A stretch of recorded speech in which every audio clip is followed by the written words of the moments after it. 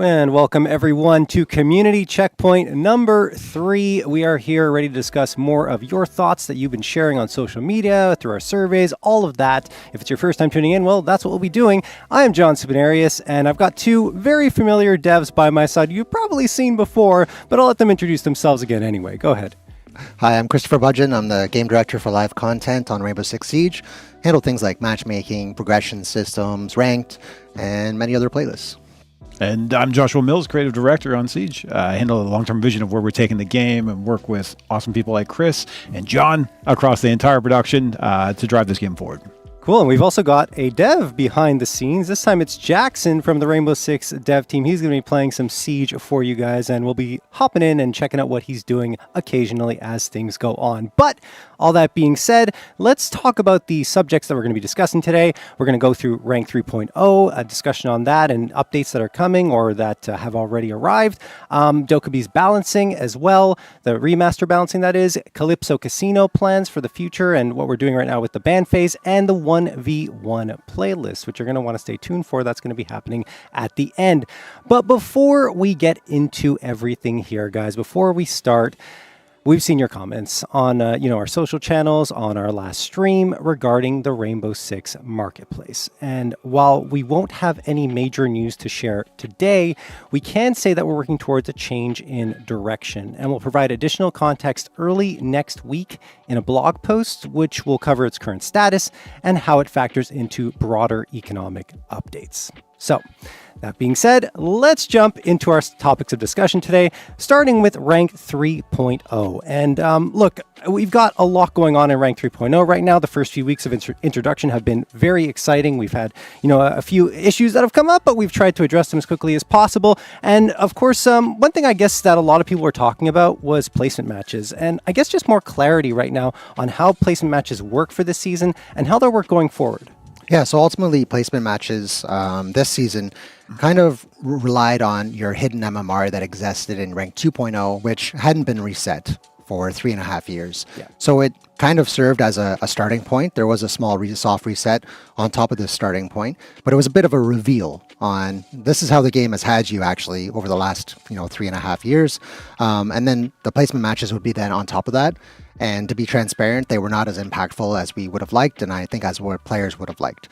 So we're actually going to be making updates to placement matches going into next season, making them more impactful, because we do think that that's how you start your season. That's where you kind of, those starting matches kind of set the tone for how the rest of the season is going to go, and we want to lean into that. And we also heard that no one can place in champion out of placements in season 2. What was the reasoning behind this decision? Yeah, so that just goes to what the meaning of champion is. What we've had is a hard reset that happened at the top. So basically the champions and some diamonds got a hard reset into Emerald. And just to be clear, when that hidden MMR existed in Rank 2.0, the entry point for champion was 4,500. We had some champions close to 9,000. So there was as much of an MMR spread from, copper to champion as there was from champion all the way down to, those 9,000 players. All of those have now been squished together and are kind of competing. And what we really wanted to do is kind of reclaim that meaning of champion and what it means for our game. Yeah, I think it comes down to the fact that back with 1.0, when you saw a champ, it was like you get out of their way kind of thing. And we really want to recapture that essence and have people fight it out and prove the fact that they are truly champ in 3.0. So that's right. Well, speaking of the champion division, look, we talked about Legend Division. That's coming through right soon. Once that's introduced, will you be able to place in champion then? My feeling from before I asked this question was that based on what you said, probably going to be still the same idea as you have right now, but I just wanted to check. Yeah, so basically we just, as a very simple statement, we don't think 5 matches is enough to call yourself a champion. We really wanted to reclaim the meaning of what it means to be champion within Siege, and we see now people, kind of fighting the fight to be able to earn that right to call themselves champion. Today, we're on track for about 2,000 champions per platform group. So console players and PC players, both are expected to be around 2,000 players champion, let alone champion 1, right? Which will be a much more prestigious rank to achieve. So we'll be looking at that number, but that's currently where we're tracking. Much different than rank 2.0, where it was well over 10,000 players that were able to be champion. Yeah, and I think when we're talking about these placement matches, like just like Chris said, 5 matches isn't enough to prove you're a champion at that point.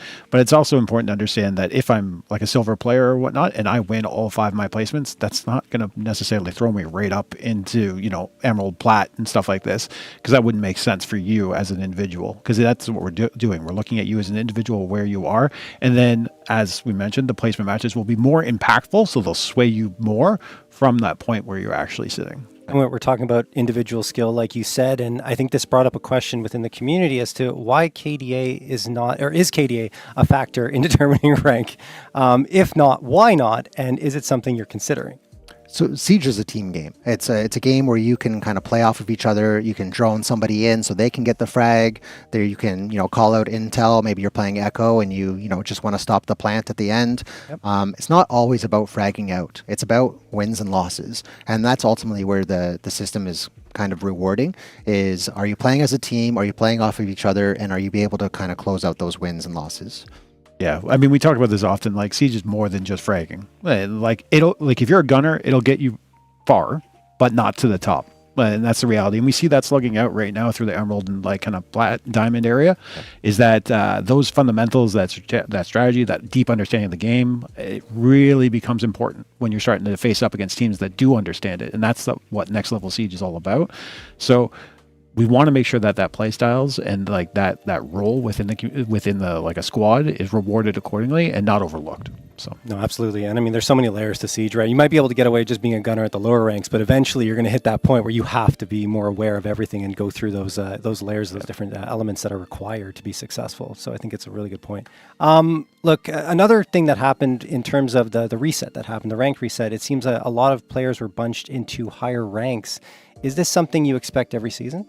Yeah, so that hard reset that happened this season was a new starting point for ranks. And we didn't want to do a full reset for the entire community. Matchmaking would be completely out the window. So yeah, we leaned into basically what we knew about players at that point. But with the going forward in future seasons, there will be some type of reset that happens at the top. It might not occur exactly the same that it happened in this season. With this season, it was really about let's clear everybody and reclaim that champion rank. We want it to be prestigious. We want it to be something that we can bank on. And just talking a little bit about our competitive ecosystem, yes, it's true. We have Legend Division coming next season, but we actually have plans to continue investing on our competitive ecosystem even after the fact. So we'll have more to announce later this year as well on what our next steps will be for the competitive group. All right. Yeah. Make sure you guys stay tuned for all the announcements. Josh, did you want to add something? Sorry. I'm not going to spoil nothing. Okay. No, we're good. We're good. Yeah. Stay tuned. We got a lot coming up, guys, in the next few months. But also on this topic, there's a lot of stuff that's happened for Rank 3.0. We've got a lot of data already that's come through, even though it's still fresh, right? Are you considering making adjustments to it based on the early feedback, or are you waiting for more data?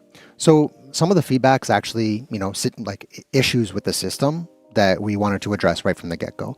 So there were times where we saw content creators saying, hey, I only got, +2 rank points for this victory. What happened? Yep. Great point. There was a rare bug where you were getting less than 10 points, and that the system, you're supposed to have a minimum of 10 points. So that's been addressed already. Now every victory is 10 points. Not every loss can be 10 points because of the demotion shield, of course. Yep. So for those that don't know what the demotion shield is that if you have less than the number of points you were supposed to lose to be demoted to the next division underneath you, it will stop that and set you at 0. So it'll basically block you from being demoted. What that ends up doing does kind of pad some players' ranks, depending on how often that they hit that demotion shield. But that's something that we're comfortable with because it doesn't feel good to just constantly flip-flop between those different ranks. We have heard also, like there was times where an emerald and a plat were in the same squad and they were going up, say, a squad of all emeralds, and the plat was losing more in a loss than the emerald was, which is inverted from the system how we want it to be. So that's already been addressed as well. So now the plat will lose less than the emerald will lose more, which is what the intention was. We've also made a lot of changes with our squad calculation. I know there's content creators with whiteboards that might want to be able to kind of fill this out. But basically the way that the squad calculation works is we'll take the squad MMR average. So the average amongst everybody, say if there's 5 players, what the total is divided by 5. And then we'll take the highest, so the max player. So if it's a diamond or emerald, whoever's in that squad. And then basically from that squad average and that highest rank, it's the 75th percentile within that window. So anyway, that's a little insight on how the squad calculation is currently working at rank 3.0. Awesome. Go ahead, John. Just to dive back to the motion shield kind of thing. One of the key aspects here is, again, like if you clawed your way into that division and you're holding that ground, and maybe you didn't perform at that point and you're going to be pushed back, we want to give you that extra chance at bat. And it's funny because like this methodology is kind of applied through the game, even with imbalancing. Generally speaking, we always give you 2 of things so you can kind of screw up with one of them and then get another shot at it. And that's the point, is we want to really encourage people to try and get that mastery mindset kind of driving them forward, because Siege is tough and we know that, and people are really experiencing it this season, especially with like the adjustments and the realignment of a lot of things. But that's the point, is like you're going to hit challenge and you're going to be able to have the opportunity to overcome it. And we want to keep encouraging people to take that fight. And in terms of that demotion shield, how many matches is it active for? Just one, or is it just one? Okay. Yeah, it'll stop you from dropping. That next loss will take you down. Fair enough. All right. That pretty much wraps up our discussion on Rank 3.0. But I didn't mention it earlier, guys. We're going to have a live Q&A session. You can probably see it on your screen at the bottom there at the end. So if you have questions, you can send them in whenever we're watching. We're keeping track of everything, and we'll answer them at the end of the stream. I can just add one more thing. Yeah, so we have a seasonal survey that just went out around Rank 3.0. There was a lot of questions on Rank 3.0. We don't have all those responses yet. I did have an early look at what some of the feedback was, and a lot of it comes down to the number of matches that it takes to rank up. The system is actually relatively simple in the sense that if you beat somebody that's a higher team than yourself, you'll get more points, and if you lose to somebody with, that's less than you, you'll lose more points. And how it ultimately works is that it's just win rate, excuse me. So if you're getting a 50 win rate, so you're winning one, losing one, winning one, losing one, yes, you will kind of stagnate and you're going to be at the rank that you belong. Currently, the way that it's balanced is that you need about 4 more victories than losses. So if you have, say, 4 victories, then you lose 1. You now have 3 more victories, so you need to get that 4th one in order to get 1 division up. So that's a number that we've been, hearing some feedback on, but that's currently how it works with Rank 3.0. It's really all about win rate. So if you're winning those more matches, that's how you get that next division. We're going to be looking at that number. Nothing to announce today, but that's ultimately one of the feedback points that we've been getting. Fair enough. All right. So now that wraps up our discussion on Rank 3.0, but thank you, Chris. No, it's fine. It's fine. It's good to add that context. Let's check in on gameplay with Jackson and see how he's doing. He's one of the better STL players, if I recall correctly, right, Josh? Yeah, Jackson's pretty cracked, actually. NC Jack. Yeah, NC Jack. People in the community know who he is. He's wild. Like, he'll show up in play sessions and stuff like that, and we're like, hey, pistols only, buddy. Like, relax. Gotta nerf you a little bit. You get too strong. No, but I mean, he's got mad game sense. He's been playing the game for ages and stuff, and like a ridiculous passion for it. So it's great to have him today to be able to play. 10 seconds. And where are we at right now here? Yeah, so he's playing Snake. He's providing, trying to reveal everybody, so that way he can call out for Dokkaebi, who's on the board. Yeah, that's a good point. Yeah, because Dokkaebi now needs to know the operators that are there, right? You got to get all the spots in order to utilize the skill. And I think we already have the patches live now for Dokkaebi, right? So yeah, 2.1 went live on Tuesday. Yeah. So like the adjustments are already sitting in here. But yeah, we're actually dive into that. We're jumping into that. Yeah, I'm getting ahead of myself. All right, let's jump into it. We're going to talk about Dokkaebi balancing now. I mean, look, there's been a lot of talk about the Dokka remaster being a little overpowered by a lot of people. I think once the ban was introduced, she was banned a lot in ranked, let's say. Yeah, you can play ace now. Yeah, yes, exactly. Anyway, is this something you expected in terms of that? In the end, yeah. Like that's the reality of it. Like as we've talked about Dokka for some time, and when I say some time, it's been years of trying to looking into reworking her, whether it's through bouncing levers that we had. We did do adjustments over the course of the last few years, trying to move the meter on her, and it wasn't working. So we went into the idea of going, okay, remaster. She's a remaster territory operator. We got to figure this out. And there were multiple iterations that will never see the light of day right now. But the reality is it took us a long time to try to find out where we want to move with her, because every time we started to move with her character, we were just completely taking the teeth out of her. And then she was no longer viable in a lot of different ways. That global ability is incredibly powerful, but it is kind of core to her identity and her reach within a match. So it's really, really difficult to be able to maintain who she is and this hacker prowess, which again, a hacker is I have remote access to what I have. I can turn your things, like your tools against you and everything. But how do we balance out the frustration points? And it was difficult. So what happened was, as we moved to the new system, what we have in the remaster, and we were getting there closer and getting all the different variables in, we were doing play sessions, and they were like going in, and we're like, man, she's still not strong. Like she doesn't have that presence that she needs to have. And then the day we overcorrected, and that's really what it comes into, is we just went a little too hard. But the good thing is we have the levers in place now, and the cadence of content to support updating her correctly now. Yeah, I mean, well, speaking of which, I kind of already spoiled my own question when I was talking earlier, but are you already looking at adjustments for her to balance the playing field, or is it still too early? Yeah. Definitely not too early. Like, I think this is one of the huge like joys about having the new cadence of content is that we actually get to update the game more often than we did in the past. And that's been something we've been pushing for a long time, because it gives us more control over the game and ability to react. So in 2.1, as you know, which is live right now, and Jackson's playing this right now, there's a global cooldown on the Jago payload. So when it goes out, it goes on a 7-second cooldown. In mid-season, so 2.2, we're actually going to modify that a little bit. So we're taking that global cooldown and making it an individual cooldown per defender. So if she targets one defender, they go on cooldown, and then she could target another defender, and then they'll go on cooldown. One of the aspects of this is because we want her to still have that reactive feedback when she has access to the resources to be able to do this sort of thing. But that's not enough. And we know that's not enough.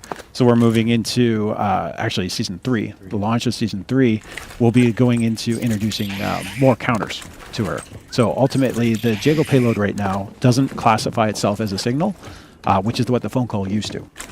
We're changing that kind of format to make the Jago payload a signal. So it'll be an upload to the user's phone. Mm-hmm. That means you can jam it. That means Tubarão can cut the signal. So these counters come back on board. And this is one of the things we want to do, is like reintroduce the counters, because the two primary things, and I know I'm rambling, I apologize. No, it's okay. Two primary things with every operator in Siege is that no operator should be spammy, because that's not tactical. It doesn't feel right. It doesn't go with the pace of the game. And second, no operator should be uncounterable. They have to have counters. Some of those can be much, much harder, like a very hard counter, like our operator coming in Season 3 for the shield users, or in some cases soft counters, which are always more enjoyable, because it gets that action-reaction gameplay that we always strive for. Now, I'm sure a lot of people out there are thinking, okay, we got all these changes. They sound great. Why can't we just get them all at once? Why don't we just go right ahead and do it? So we don't do the same scenario in reverse, which is overcorrect in one way to overcorrect in the other way. Like, we want to avoid this. This is exactly why with Sophia we're doing the incremental kind of steps. This is how we're going to approach stuff like this. As we know, and like we're looking at the community's sentiment and stuff like this, to bring an operator out, we'd rather them be a little bit stronger and then bring them back in line accordingly. Like, obviously Dokkaebi is very strong. We're bringing her back faster, but the whole point being incremental on that, so that we don't go too far in the opposite direction. But again, the best thing about the remasters in general is there are way more levers available to us to be able to play around. And beyond that, we're even looking at like additional potential counters that we've never seen before, and looking at other interactions with operators that could expand how they work too. I mean, on that topic, right, are there any counters that you feel might be discovered over time, or that you've already seen discovered after the release? I mean, the big one is Thunderbird. Like, this was really cool to see, because a lot of people realized that, you know what, I don't need to go on my observation tools or whatnot, so I'll tank the damage and then just heal up to full with a Kona station from T-Bird. That was wicked, because healing is really hard to do in Siege, because you're usually just dead. Like, you don't get the chance to heal. But that, when we talk about this idea of like, she sends the payload to you, you burn the phone, and then you're just going to heal up. It goes, well, now what? So instead of us from a development team, like diminishing her and defanging the Dokka, like the players get to do that interactively within the round. And that's how it should be. So they start putting the pressure back on her. Sure, she can still get access to the network, but it's temporary now. So these kind of aspects are the way we want to go, and give players more options to play around. But again, healing was a really, really great one, because it doesn't happen often. It doesn't have the same impact as often, just because, you're usually, if you catch a bullet, like, that could be you're probably gone. Yeah. Cool. Moving on, I guess, now to our next topic, which is going to be Calypso Casino. Very briefly want to touch on this. We saw that you made changes to how the ban phase handles Calypso Casino a few days ago. It differed from the initial planned rollout of the showcase map pool that we talked about in our last checkpoint, right? What was the reason behind this? Yeah, so we actually had planned to keep Calypso Casino in the ban phase until the mid-season update. Yeah. And at the end of the day, just that wasn't really matching players' expectations.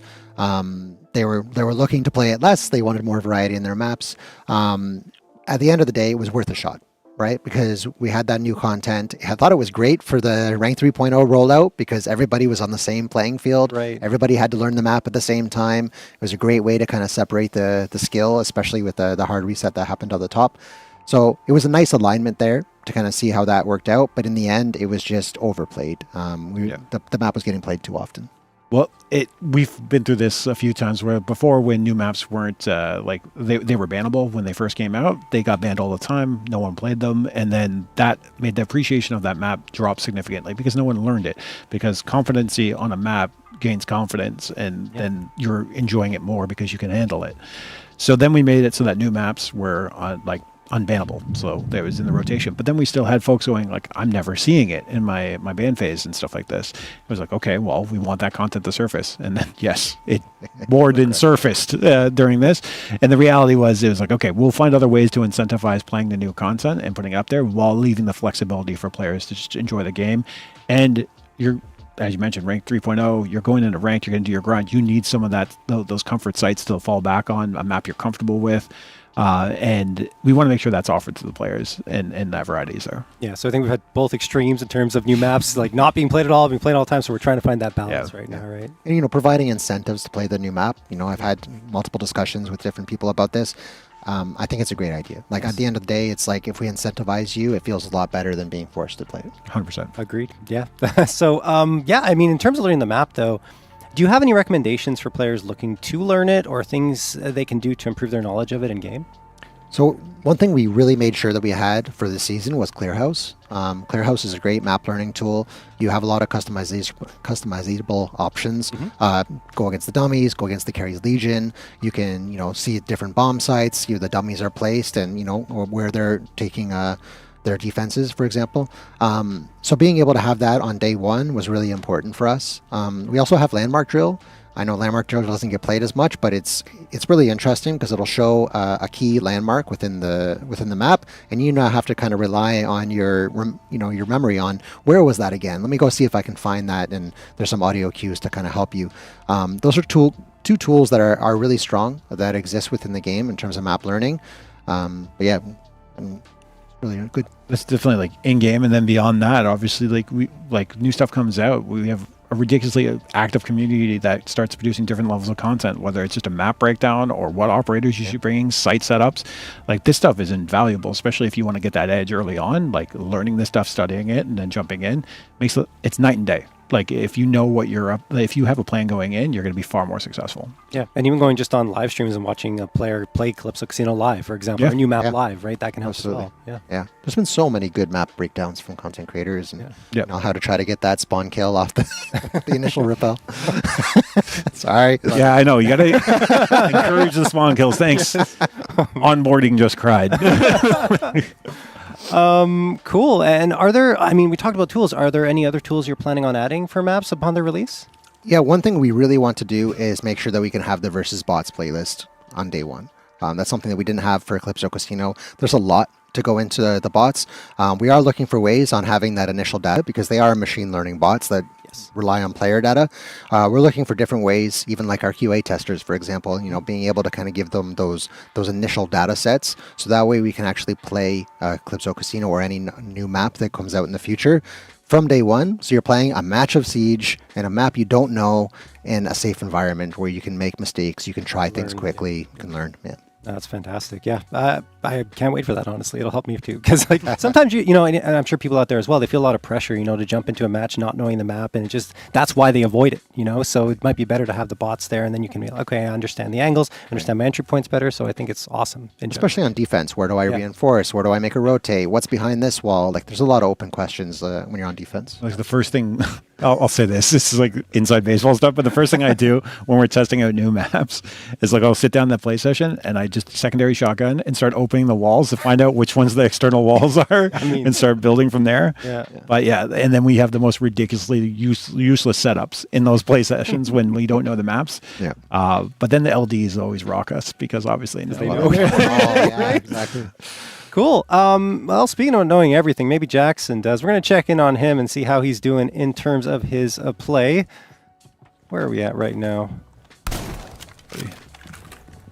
How you doing, Jack? Got Denari. Yeah. Oh, Man, we haven't gotten a chance to see his highlights. Before we were doing rehearsals, Jackson was awesome. He had some crazy highlights, so we're not getting them now. But that was tough. That was honestly tough. Yeah. Like I can't say anything. It's interesting watching him play Denari because we talked about, the overcorrection and reacting too quickly to feedback. Like Denari is a good example where, he was on the TS, super strong, and we made changes to him and we regretted it. And then we actually had to revert those. Go back, yeah. Right? So it's a really tough challenge about knowing when to actually, pull the trigger on those. But, yeah. Yeah, and I think one of the things we like that's important about the TS as well is like whenever we get an update like that, like so whether it be Denari or we see an issue, it's like our cadence of content is every 3 weeks, which means our TS is every 2 weeks. So there's a week missing there. So that means usually the rollout of a fix, if it's discovered on the TS, will have to come in the next update, like the point update. But if it's something that we've caught ahead of time and it gets validated, that's why you'll see bugs and stuff like that update on the TS because they were already in process, and that can happen as well. So between that and the fact that our matchmaking is a lot looser on the TS, just a rapid iteration for get people into the matches, it means that the data we're getting from the experience isn't always accurate, and we have to be careful about that too. Yeah. But yeah, with Dokka, we were aware that she was well cooked at that point, so it was like, let's go ahead and get things moving and kind of get these updates rolling out. Yeah, that's right. So. Fair enough. All right. Let's jump back to our topics here and go on to the 1v1 playlist, something that I think a lot of you guys out there tended to enjoy. I know I did. Were you guys pleased with the results with the 1v1 playlist? Yeah, actually quite impressed by how well performed. Yeah. So basically, for some context, the amount of engagement we got from the 1v1 playlist is competitive with some of our biggest and most well-loved events like Wildcard. So that's kind of shows how much it was played. People were jumping in, they were playing 1v1s, and especially considering it's only 2 players in that match and competing with the overall engagement in the game, that means a lot of matches were being played. Yeah. So yeah, pleasantly surprised. We had a feeling, considering 1v1s have been growing in popularity over the years, but it definitely shows that that's somewhere we need to continue to invest. Absolutely. And I mean, did you get any insightful information from the seasonal survey that went out regarding the 1v1 playlist? Yeah, so seasonal surveys are a great, well-structured way to make sure that we get the clear feedback, and they're from our players themselves, right? So they allow us to we have one for the content creators, one for pros, and one for the overall players. So that way we can segment that information appropriately. And what we really heard was ranked was number 1 with a bullet. Everyone wants a ranked 1v1 playlist. So yeah, we're really looking at, how do we bring that into the game? That was a clear winner in terms of feedback. There were other elements that we heard. The prep phase was a bit too long. They wanted it to be a bit more snappy. Bomb sites to be auto-revealed, so I don't have to drone the whole site to try to find where to go. They felt the matchmaking was kind of imbalanced. We used quick matchmaking, which is not as up-to-date as, say, one of our more popular playlists like Ranked, so we'll lean into the ranked matchmaking more. The map pool, House was, there was the old 1v1 me on House, but it was old House, not new House. Yeah.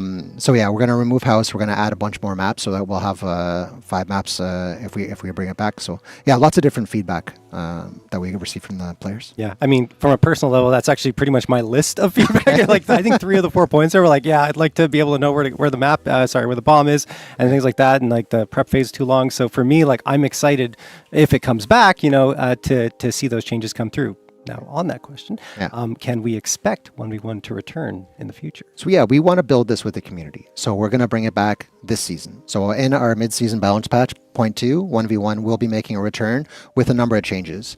Also, we had the feedback I didn't mention of the downtime between rounds. Yes. The ban phase probably wasn't helping that. We're making a change where you'll have attrition. So the winning operator will be removed from the board. Nice. So if you win with an op, you now have to choose another op. If you lose, you can still use the same one.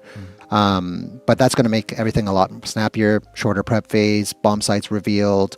So yeah, we have a lot of feedback, and what we now will ask the community is with this set of variables, does it feel much better? Are we going in the right direction? What other elements or changes do we want to see? And we might get feedback actually, no, ban phase was better because I could say I want to go downstairs, therefore I'll choose a certain op to ban. That was more, strategic. But we'll see. We'll throw those changes in, and we'll see how the community reacts to it. Absolutely. And I mean, I guess, my next question is, which we already kind of hinted at when being the most popular topic, is rank going to be included in this re-release? So ranked is a bit larger because, we're still working on rank 3.0 and want to make sure that we get that formula right before we, apply that to another playlist. So right now it will not be coming directly for 1v1, but we understood that was the number one with a bullet. That's what players want to see from it. So we're going to be working towards a competitive version of 1v1s in the future. Absolutely. Yeah, and I think one thing that's important, right, is in terms of flow, I guess, of the game mode. You want to make sure it's solid, want to make sure everything is good before you go into create that ranked mode, right? That's it. Like, it's a new strategy for us to kind of be building a playlist with the community and kind of make those changes and see what the feedback is. Well, exactly. It's just like incremental balancing. It's incremental design as we're going forward with everything that we're putting into the game, because we want more community involvement with everything that we're doing. Like, we can do fantastic testing with our pros. We can do fantastic testing with our content creators, but until it goes live and it's in the hands of everybody who plays this game every day, it's not real. And then once it's there, that's the real data, and that's what we have to go from. And like Rank 3.0 is a prime example of that. We went through all these stages, goes live, and we're like, all right, we got some work to do, and we're going to make those adjustments. And but that's the whole point. And like being able to drive towards that, get that feedback, and then make those iterations and kind of grow it together. That's right.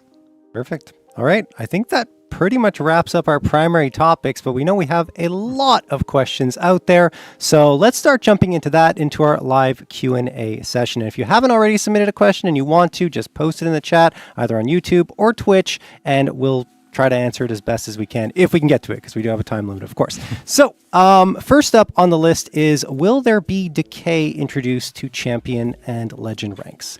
So we do have a skill decay, but it's more for missed seasons. Like, if I didn't play the game for a couple seasons, there is a skill decay that comes into place.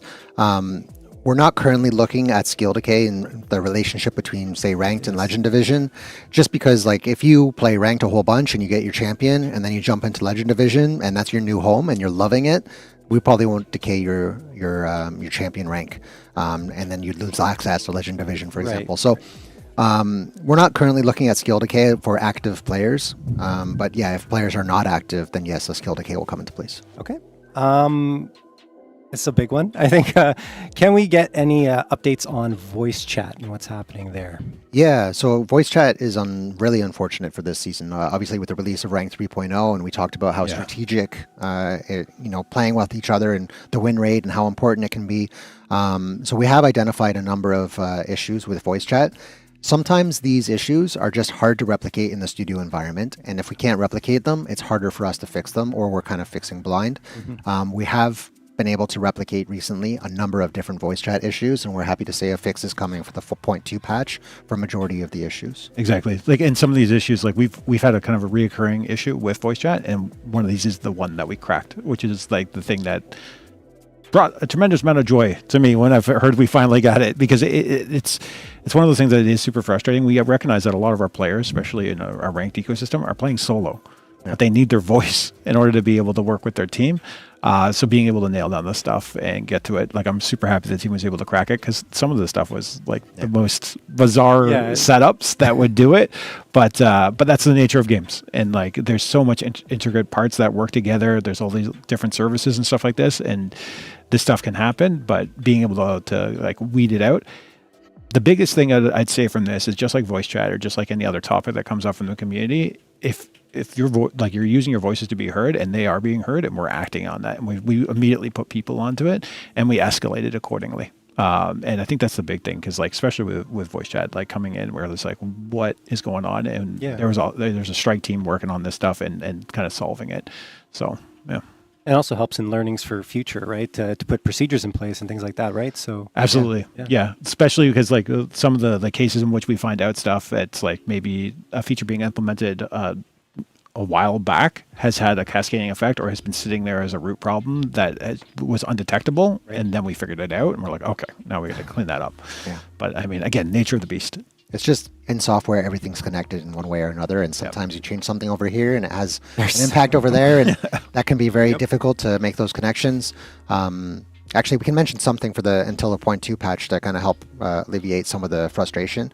If you end up playing in the shooting range, like say you're matchmaking and you jump into the shooting range, or if you're testing out match replay or any type of offline mode, so not a non-PvP mode, best to just reboot the game and then jump into your PvP match, and that will actually clear out a lot of the issues with the voice chat. Not all of them, but majority of them for now. And then the 0.2 patch, that will be in the thing of the past.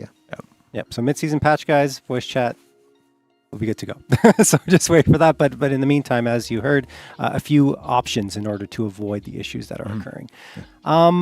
Next up is, we haven't really heard much about testing grounds recently. Do you have any updates on it? Well, testing grounds is still coming. Obviously, we're going to be doing the half reinforcements later this year. I think, just as I mentioned earlier, when we're talking about, like, we do workshops and conversations with our pros and play sessions with our pros. We've been doing the same thing with our content creators at the majors. We've been doing workshops, or even people come into the studio.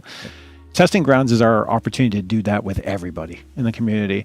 And this is something that, like, we've been talking about this a lot the last few weeks too, about utilizing this a lot more going into the future to test more features and get more feedback coming in from the community, like our live community on these topics. So yes, it's still very much a feature for us to do. The key thing is we have to slot it into the seasonal kind of calendar, because it can't run at the same time as an event and things like this. Like we'll be doing this. So you can expect more of these in the future, and some of the scope of them may be smaller. Like if I say Speed and Armor had its like a makeshift work in progress UI, it had like system changes to multiple operators. Maybe it's rule sets and stuff like that we want to mess around with, or change like different parameters. We may put that up on the testing server going into the future. Yeah, we had like a previous thought process where it's like this needs to be roughly ready in terms of like the design and mindset before we put it live, so that we get the gut check and some feedback on it. I think we're challenging that a little bit. We want to be able to work more with the community and kind of say, hey, what do you think about this? What, half-wall reinforcements is a good first start, right? It's a big, impactful feature for us to play with. Yeah. Cool. No, it'd be great to see testing grounds used more frequently. I think the community would appreciate it as well, without a question. Yeah. Cool. Next up, we have a lot coming in, guys, so we'll get to them. Just be patient. It feels like it's a question from the chat. It feels like I'm playing against 5 stacks in ranked while solo queuing, or I'm frequently up against squads of 3 or more. Are you working on this, or aware of the issue? I think we actually already addressed this, correct? We didn't talk about that directly. Basically, there is a kind of squad matchmaking, and the amount of impact that will have in terms of the matchmaking is basically a lever that we're playing with.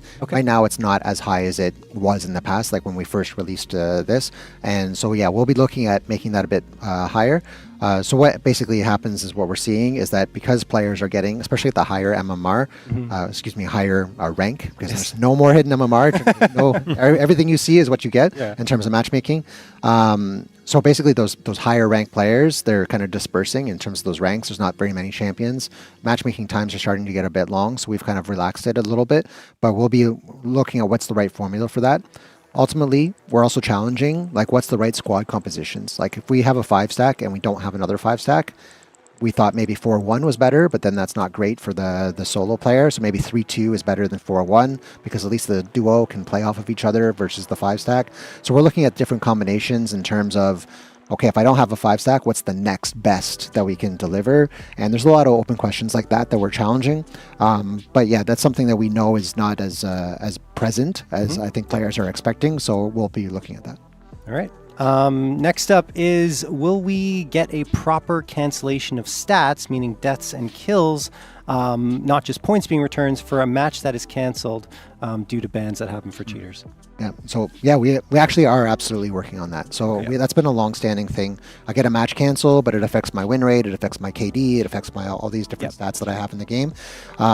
It's a really complicated topic, like, to be honest, but it's something that we want to do, and we're trying our best to actually have it by the end of the year. But it's something that we're working towards. Yeah, like as I mentioned, like all these interconnected systems and stuff like this. Basically, whenever that match is canceled, it deletes it from essentially having happened. And in some of the systems, like, they don't get that notification that's going through. I'm simplifying it by a ridiculous amount. So, but the point being that we have to get all these services to be on board to register something happened, but it didn't happen. It's like it It's it's complicated, but it is something we're actively trying to pursue. We've heard this one for a little bit, so we have people on it now. Fair enough. Next up is, do you plan on tuning ELO gained lost in the future? Would love to see more ELO for wins and for it to be consistent 25 ELO gained when close in ranks. I think we talked about making adjustments. We already have, but... Yeah, we adjusted the system, the actual balancing of the system. Yeah, at the end of the day, it's all about win rate. So that 50-50 win rate, you need 4 more wins in order to rank up in terms of the number of losses you have. But that's really something we're questioning. We're questioning it globally. Is that the right number? Right now, that's the number we went with, and so we're letting the kind of season run with that in mind. Yes. But we're also looking at per ranks, right? Like, is that the right number for copper as it is for platinum, right? Is that maybe could be a difference between those different ranks? There's lots of things on the table. We don't have a next step to announce right now because to be honest, everything's fresh. Like all the data, the seasonal surveys just starting to come in. So we're really trying to make sure that we are taking informed decisions as we move forward with ranked. Because to be honest, we believe in ranked. Like we really took a stance that it's not a progression system; it's a ranking system. We added the the rewards track on the side, the competitive rewards track. That's something that we want to continue to invest in. May have that hold more weight. Maybe have some more meaning behind those rewards. Maybe have more of a ramp up, so it's not just 10, 10, 10. But making that more impactful, so it takes a little bit more of the conversation. That's something that we would like to do, but it's not a progression system, the ranks today. It's not, hey, I start in gold and I get my way to champ and I do that every season. It's, yes, you are positioned and where we think you believe, like based on that, and prove us wrong. Yep. Like just get more wins than losses and prove us wrong. And that's really how the core system works. Fair enough. Next up is, well, actually, I wanted to ask this myself, but I forgot about it. But will the 1v1 playlist ever be permanent? Oh, so right now we're kind of taking, we're being shy with permanent modes, to be honest. Like we learned a lot from Dual Front. Yep. We learned a lot from the arcade playlist that we had live that didn't have a lot of play. So announcing something as our new permanent playlist is kind of something that we're being very cautious with. That said, could something come in more often? Like we saw the 1v1s last season, this season. How long does it stay? Is it 2 weeks? Is it 6 weeks? There's lots of different ways that we're kind of playing with what's the right combination of being able to offer those modes to players. But to say a new permanent mode, especially where we've been over the last couple of years, I think it's hard for us to do that right now. I think we recognize the fact that like our players love ranked, like period, like just that experience of ranked, and we want to make sure that we're not trying to split their attention between different things that could be of an equal want for them, and that's really what it comes down to. Is like given the option of multiple things running, I'm going to go to the thing that I want the most, which is the ranked experience. This is one of the things we're talking about as well, is looking at how do we make sure that as a player you don't feel stretched too thin, because we don't want to do that either. Like a game, as much as Siege is tough, and yes, the grind and rank is real and it's going to be challenging you and push for mastery, it's not supposed to be your second job or something like that. It's still supposed to be entertaining for you to have a good time with your friends and enjoy the game and enjoy the mechanics and enjoy the richness that is Siege. So, all right. I'm sorry, I'm just looking through the questions here to try and see what we can ask. Are there any anti-cheat updates coming? I think this is a common discussion. Yeah, so cheating is an ever active topic. It just is. It's always, we're gonna have some wins. We're gonna have some opportunities for us to improve. But one thing I can say is that we actually had some big wins against DMAs recently, which is a really tough nut to crack. DMAs, like they are really difficult in order to fight against, and we had some big wins against some of those providers recently. Also, we have updates coming for recoil scripting soon, like in the short to medium term. Like in Season 3, we hope to bring that to PC and then to follow in console in Season 4. So now we'd be able to combat recoil scripting. Also, our mousetrap continues to be updated. It's actually in the best state that it's been for a long time. But we know that there's more conversation around cheating, and there's more opportunities for us to continue to fight the cheating. And even next season, we have a key feature that's launching with the Legend Division. That's right. We have Secure Boot Yes. coming in as the first implementation within Siege. So this is a prime example of continuing to invest in anti-cheat and not backing down from that fight, like ever. Like we're going to continue to put money on this, invest in it, get the greatest people that we can to help drive this forward. And yeah, the DMA stuff, like huge shout out to the team for being able to crack that. Like that is something that I can tell from talking to different peers in the industry and stuff like that. This is something that a lot of people are concerned with about what it can do, and the amount of effort people will go to just not to play like normally. But anyway, well, I'm really proud of the work that the team's been doing on this and the fact that we're continuing to invest in it every season. Absolutely. And guys, we are going to have another checkpoint coming up beginning of August, I would say, to dive more into those subjects, player protection, anti-cheat, things like that. So make sure you stay tuned for that. Let's get back to the questions, though. We got one here saying, a balancing question. Will you buff Zero's Argus launcher? I think his gadget could use a few more tweaks so his pick rate increases, quieter deployment, faster switch between sides. I almost feel like I could guess whose username that is. but Zero's a good one. Obviously, we've done a couple different things to try to buff him in the past. Like he is a jack of all trades kind of operator, with the fact that he has a lot of utility he can bring to the board and a ridiculous amount of cameras as well. But even with that underutilization is there. We've looked into a couple different things. I've seen a wild prototype from the Barcelona team about his Argus launcher at one point, and we're like, okay, that's a little crazy, but I know which one. you know which one I'm talking about. But we're definitely looking in different ways to enhance him 100%, because like every operator, when we see that they're not quite getting the playtime they should, especially with the amount of utility that man has. Hard breach, gone six cameras. The gun's pretty good. The gun's pretty good. Yeah, just the recoil buffs there. Like, I mean, the only thing he needs is like the split jump. Like that's really it. But the reality is, it is something we constantly look at how to advance everybody. So we're still tuning it and seeing what we can find there. But nothing to go into right now. Okay, fair enough. I appreciate the stealth aspect, because I know that's one of the comments is that these things should be quieter. Right. Yeah, they are pretty loud. Yeah. Especially when it's quiet. Moving on to a next question here, actually another balancing related question. Have you considered the live data that Dokkaebi or Doc receives when a defender hangs up to be a little too strong?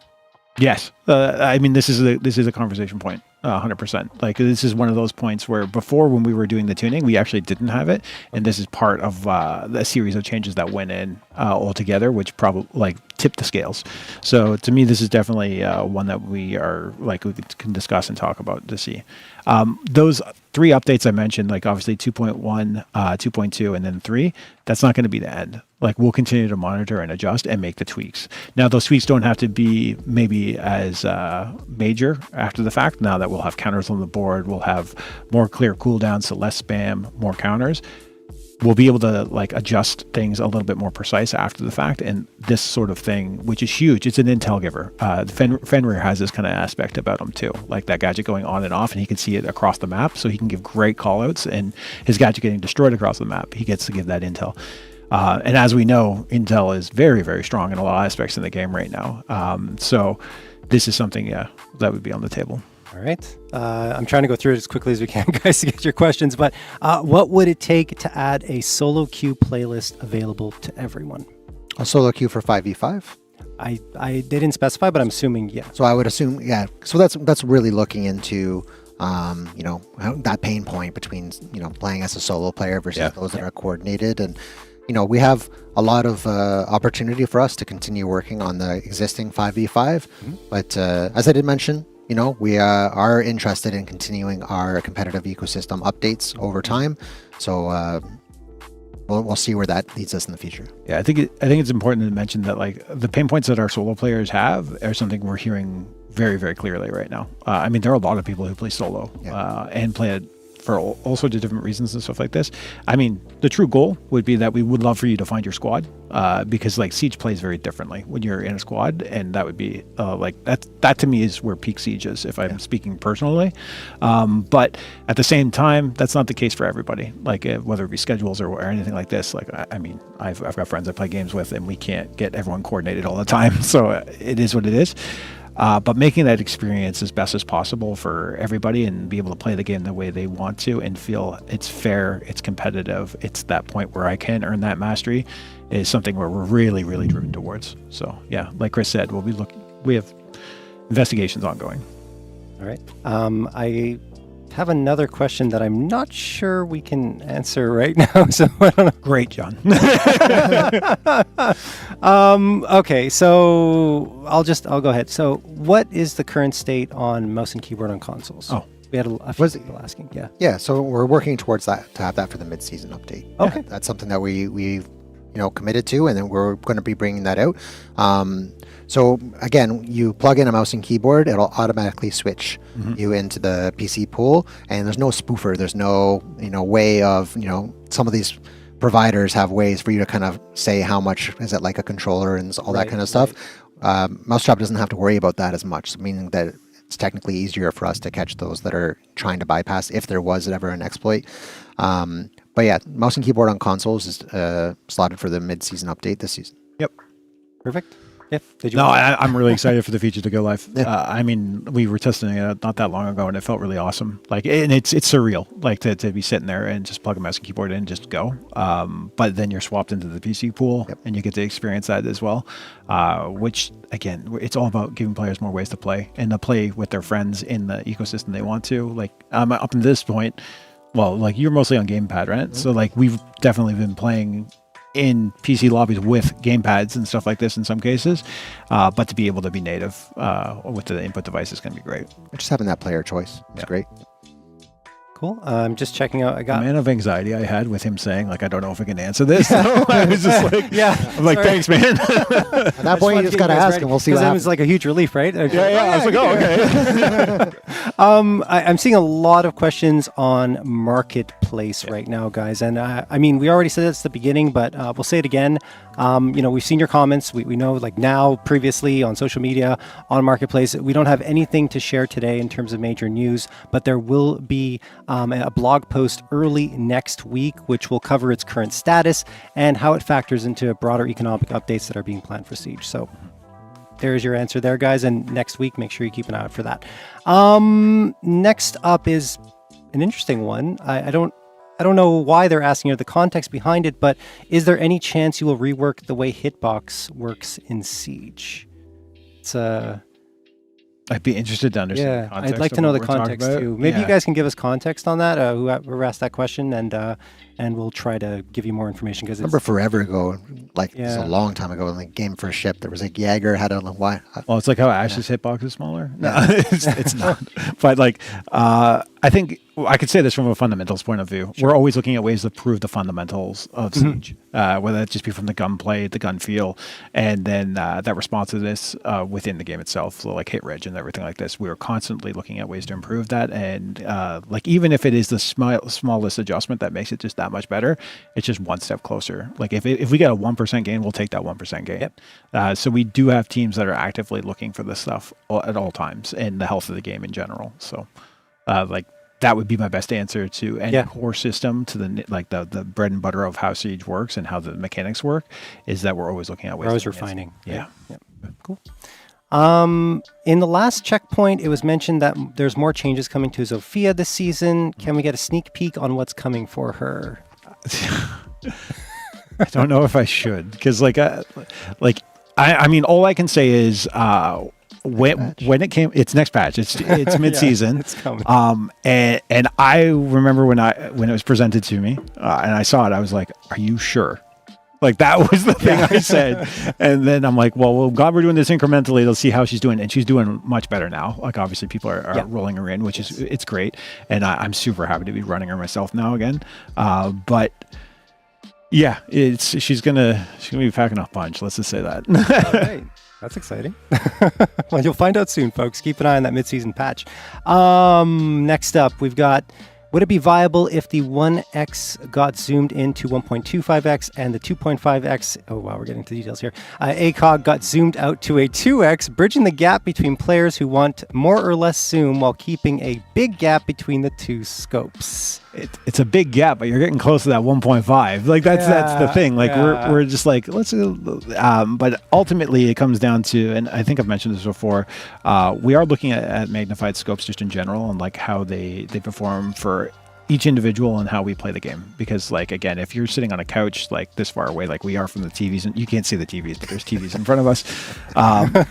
Watching Jackson. Yeah, Jackson's rough. But that changes like how that magnification feels when you're playing and everything like this. So we are looking at different things like this, and we're working with our balancing team on kind of assessing that.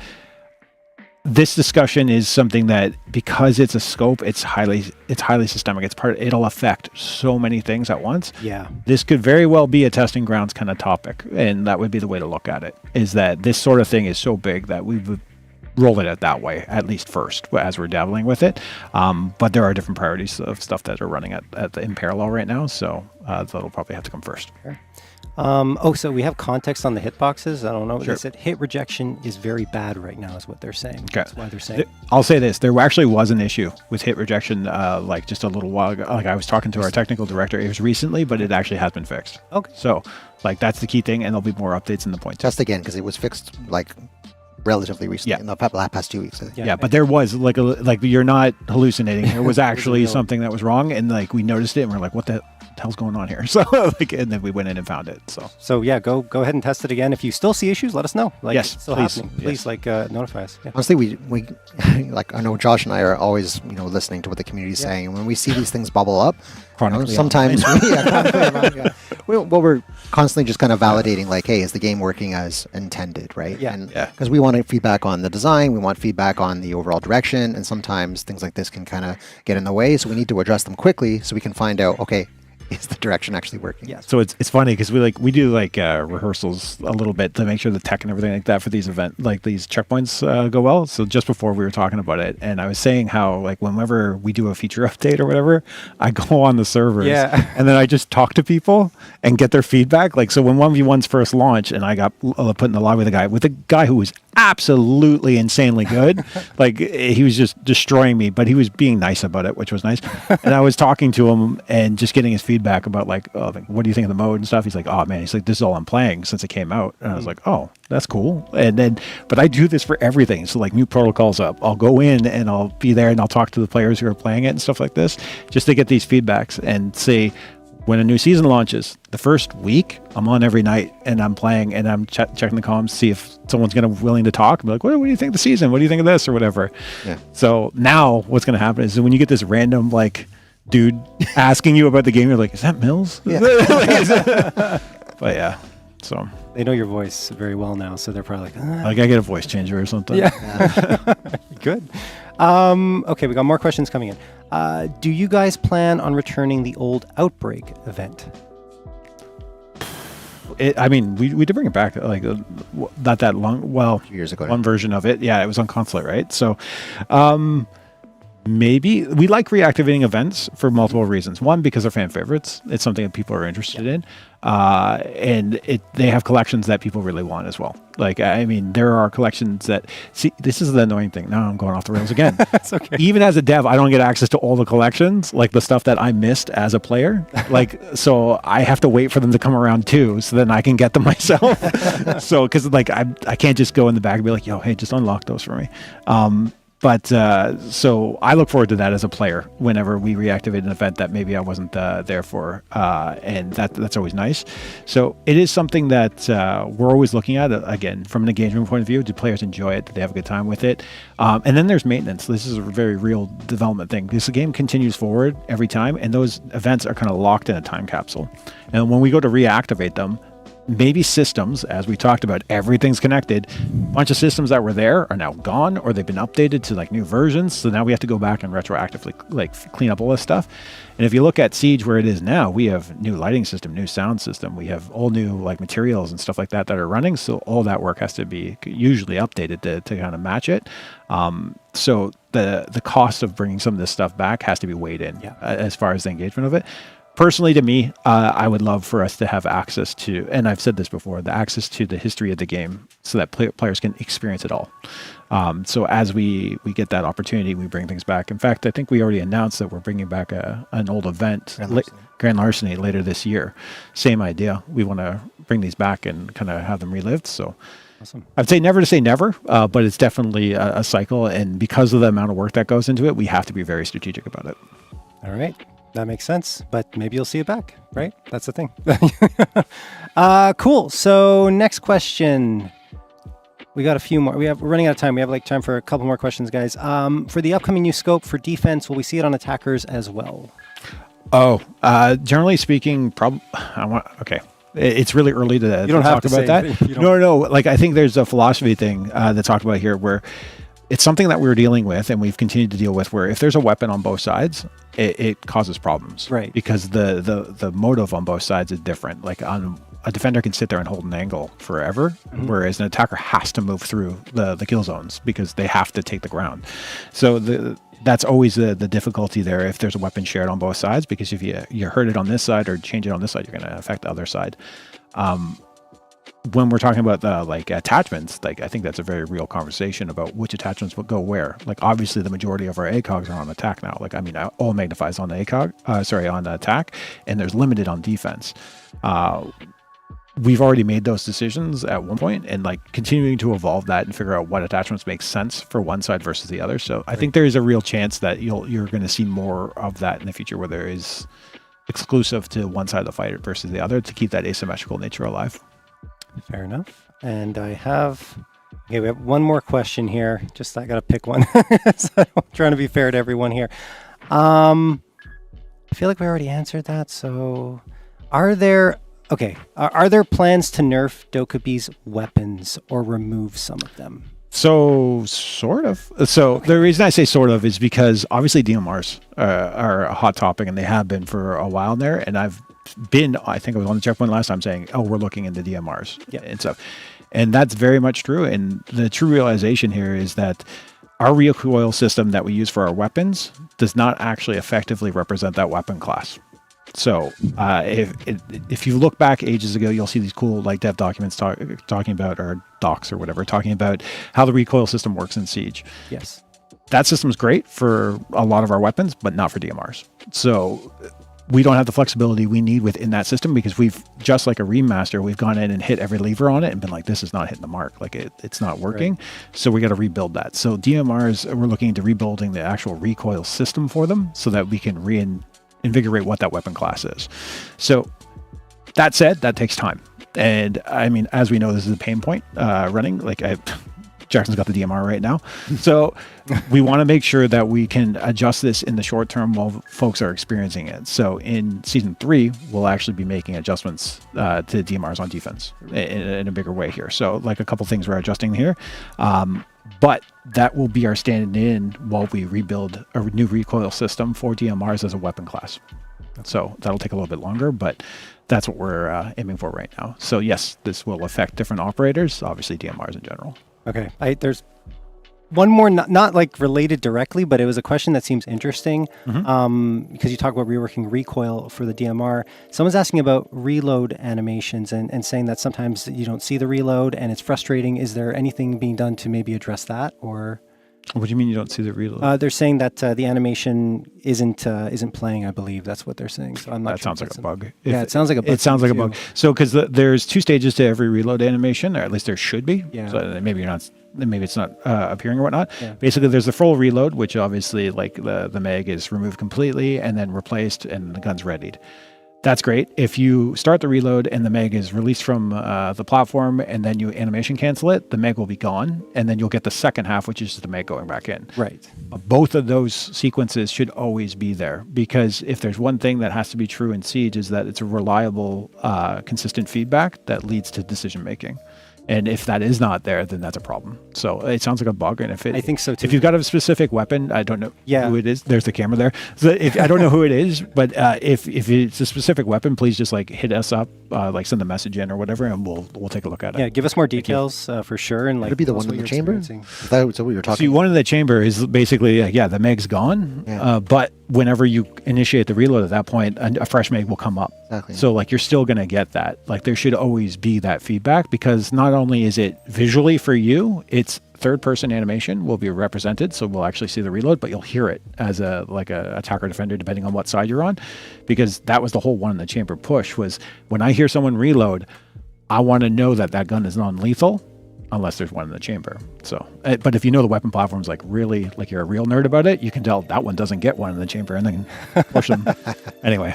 That's cool. Yeah, but again, like, guys, let us know, like, give us more details on issues you're experiencing, and we can determine if it's just a bug on your side or if it's actually an issue that others are experiencing as well. I do have one more question because it seems like an interesting one. Will frag cooking come back in some way, shape, or form? Not Put that one in. Yeah. Yeah, you had to get one. No, not likely. And the reason for this, and it's the same thing that I kind of mentioned, where it's like action and reaction is something that's really important to Siege, where you need to have different options on what you can do in any given situation. And the depth charge kind of thing that we were getting with cooking of nades was problematic for a lot of reasons. But that said, we constantly investigate different ways in which we allow you to utilize your utility. Utilize your utility. Yeah. Say that fast. Wow. That's a tough. But the idea of like just cooking a nade right perfect and then knocking someone out, it's not a. There's no reaction time. Yeah, there's not all of a sudden you're You're just done. a great experience there, and it's the reason we went with the way they are now is to force all the other skill sets in Siege. So if I can throw a nade into behind like a half wall or something like that on border, I'm going to force that fight at that point because you're going to move and you're going to die. Right. And then like you may get me like in that fight because maybe mechanically you're a better shooter, but you're going to have to do it from a point of panic. And I'm going to try to put that pressure on you, or maybe I got a buddy doing a cross on you or something like this. So, but it sets up for the next step of decision making, and we really want to drive towards that. All right. Thank you. I know that's it's not always easy to address those, but it's a really interesting. I think it's an interesting conversation about the reaction points and everything that you have to have in Siege, and something like it's more about the depth of the game. It's the depth of the game. Yeah. Like there's so much that goes into Siege and so many different mechanics that you have to understand and master. And like it, I mean, I find this with myself, or at least I did for a while, and I got better about it, but you get analysis paralysis where you're like, well, if I do this and he'll do this and then this will happen and this will happen. And I'm like, oh, and there's 30 seconds on the clock. Cool. Sorry, there's more stuff. Okay. Last one for real, guys. No more after this. SMG 12. Is it going to be nerfed is the question. We have plans for it. So it'll be coming. All right, there you go. You got your answer. Hope you guys are all happy. No, but seriously, thank you so much for all of the questions, all the comments and everything. Keep them coming in. Don't just do it on the checkpoint. Go on social media, the seasonal surveys. Make sure you submit your feedback there, guys, because we're watching everything and we always want to hear how things are going with you, and if you're enjoying the game, that's the most important thing. So that is going to do it for today. Thank you to Chris, Josh, behind the scenes. We have our technical team. We have, of course, Jackson right here, who's been showing off his skills. I think doing a pretty darn good job, if I do say so myself. And yeah, that's going to do it for today, guys. We'll be back at the beginning of August for our next checkpoint focused on player protection, but for now, we wish you a great afternoon. Thank you.